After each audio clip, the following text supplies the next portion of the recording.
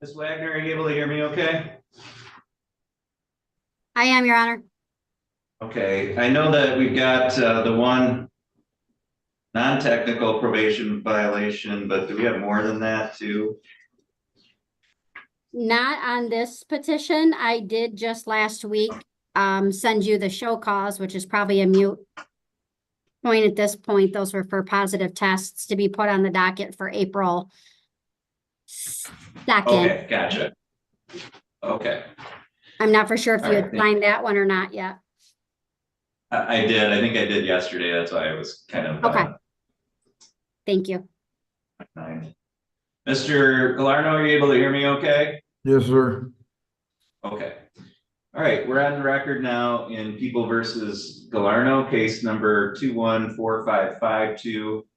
The record should reflect Mr. Galarno is present today by video from Wexford County Jail. We have Mr. Seeger present on his behalf here for purposes of arraignment today. And Ms. Wagner is here on behalf of probation and parole. Mr. Galarno, you're before the court today for arraignment on an alleged probation violation. It's alleged that you violated your probation in that on or about March 15th of 2024. You violated a state law when you assaulted Samantha Galarno.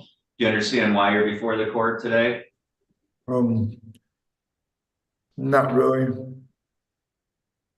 All right, well, your probation officer is alleging that you violated your probation by committing an assault, which is a violation of state law, which you're not supposed to do. Do you understand that? Correct. Okay. I'm going to go through what your rights are at this point. First of all, you do have the right to have a hearing as to whether or not you did violate your probation, as I've stated they are alleging you did. You also have the right to have, yep. I have a couple questions. Seeing that you was a sentencing judge on my case, I know that there was specific guidelines and whatnot for sentencing and everything, and for me being on probation. I provided evidence last time I went to see my probation officer on the substances that I was taking. I was pills that was given to me to wean off of certain drugs or whatnot, apparently, which I just found out, shows a false positive test, and you have to have specific tests for that. I gave her the prescriptions when I first got them, so she should have known that I was about them pills that I was taking. She should have known that, and instead of constantly I felt like I didn't know what was going on because I knew I wasn't doing nothing. I wasn't taking any kind of drugs, but I kept on coming up positive on stuff, and I didn't understand it. And my probation was extended for some reason when I didn't even I never violated. I did everything what I was supposed to do.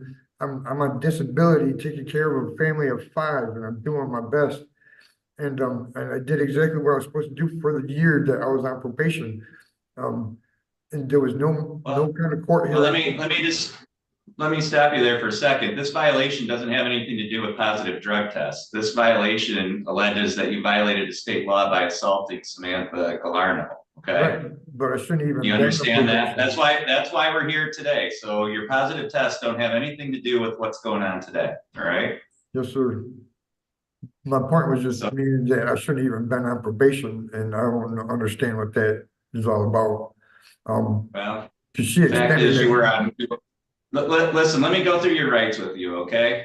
Because I want to make sure you understand what's happening today and what your choices are going forward. And I also want you to understand that anything you're telling me here today, you're making these statements on the record and they can be used against you. So you may not want to talk about it, the underlying facts, too much until you understand what your rights are.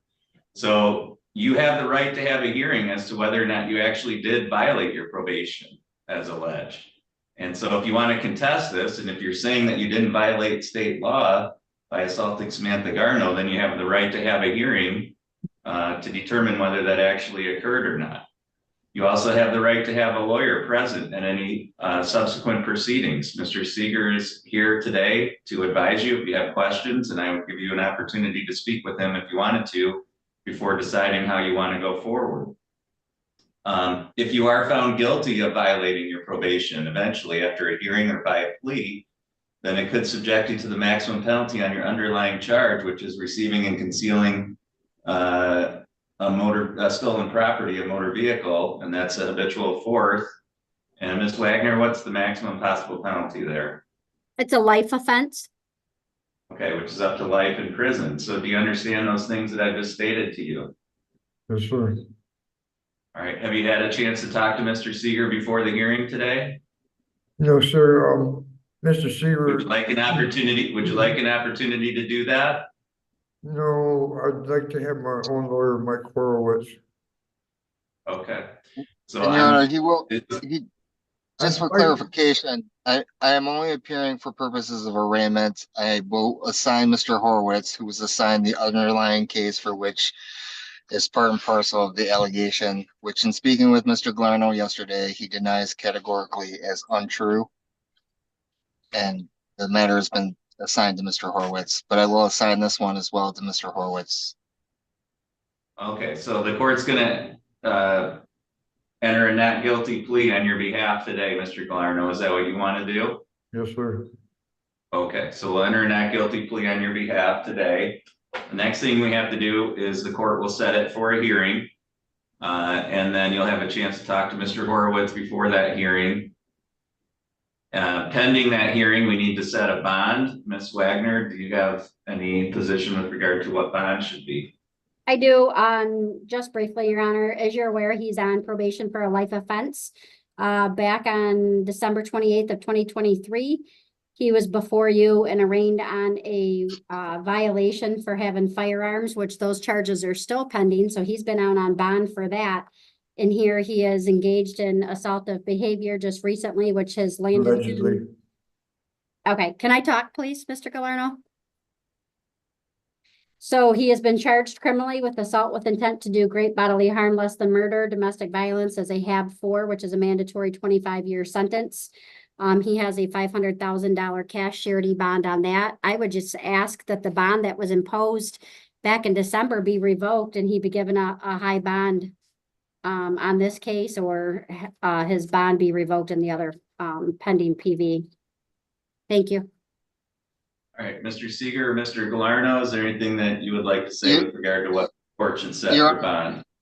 On behalf of Mr. Galarno, I would say that one, the bond that was set yesterday addresses the alleged conduct in that particular file, albeit I do understand it's part and parcel of the probation violation.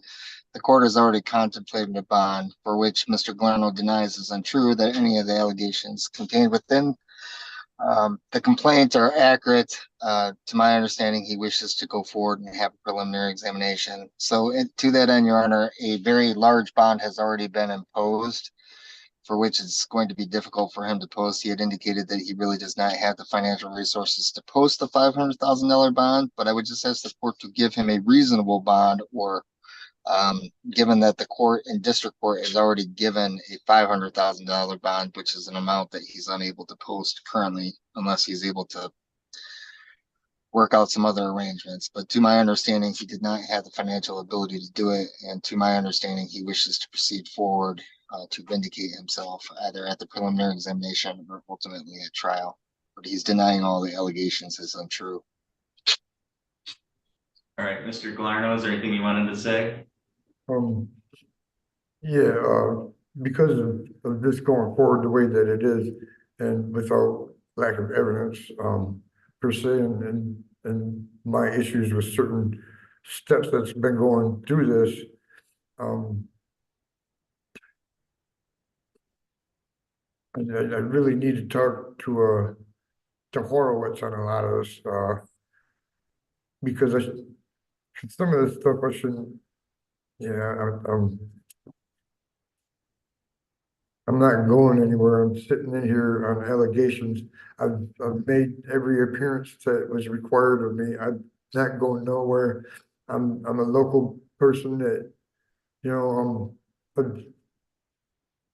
I've done everything that was asked of me, to be honest. There's really no threat from me.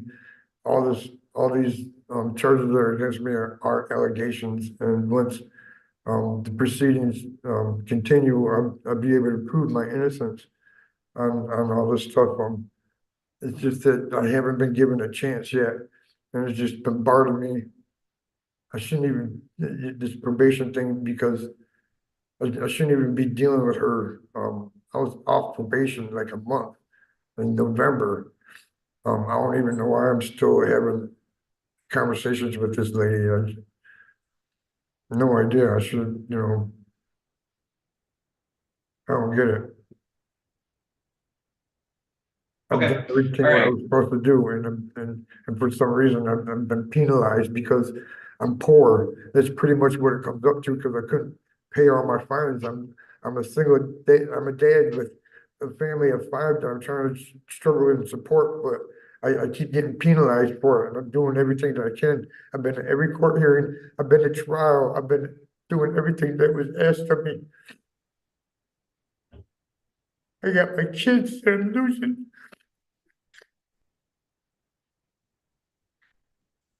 All right, the court is familiar with the file. I've had a chance to review it prior to the hearing today. Number one, the charge does carry with it, if you're found guilty of violating your probation, either on this one or your other probation violation that's set for hearing, I believe, on May 7th, then you're facing up to life in prison. You're not here because you're poor. You're here because you were convicted by a jury of receiving and concealing stolen property, and you were sentenced to probation. And the probation carries with it certain conditions that you're required to abide by. And you've been alleged to have violated those conditions multiple times throughout the probation. So it doesn't have anything to do with your financial status. It has everything to do with your prior criminal conduct. The alleged violation in this case is assaultive in nature. The court has concerns for public safety. You have other pending cases before this court, so the court has concerns that if you're released, that you're going to continue to violate laws of the state of Michigan. So for all those reasons, the court finds that an appropriate bond is $50,000 cash or surety. The court will set this for hearing on within the 14 days as required by statute. You'll have an opportunity, as I said, to speak with Mr. Horowitz prior to that hearing.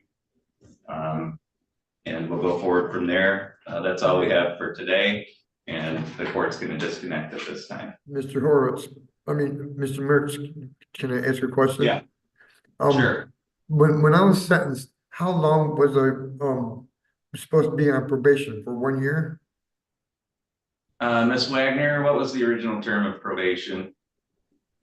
He got 12 months, Your Honor. I just had these conversations with Mr. Galarno at length last Wednesday. He continues to wonder why he's still on probation. Because I So don't understand how come. Mr. Galarno, let Ms. Wagner, Mr. Galarno, let Ms. Wagner talk. Okay, quit interrupting people.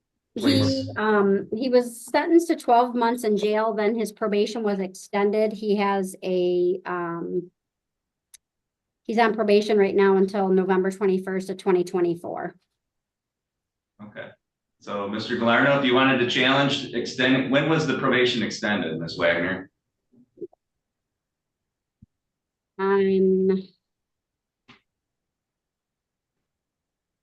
You signed it on 8/7 of 2023.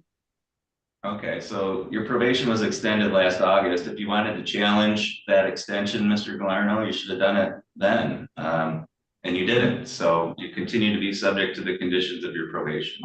There was no court hearing. I never had any. That's because you never challenged it.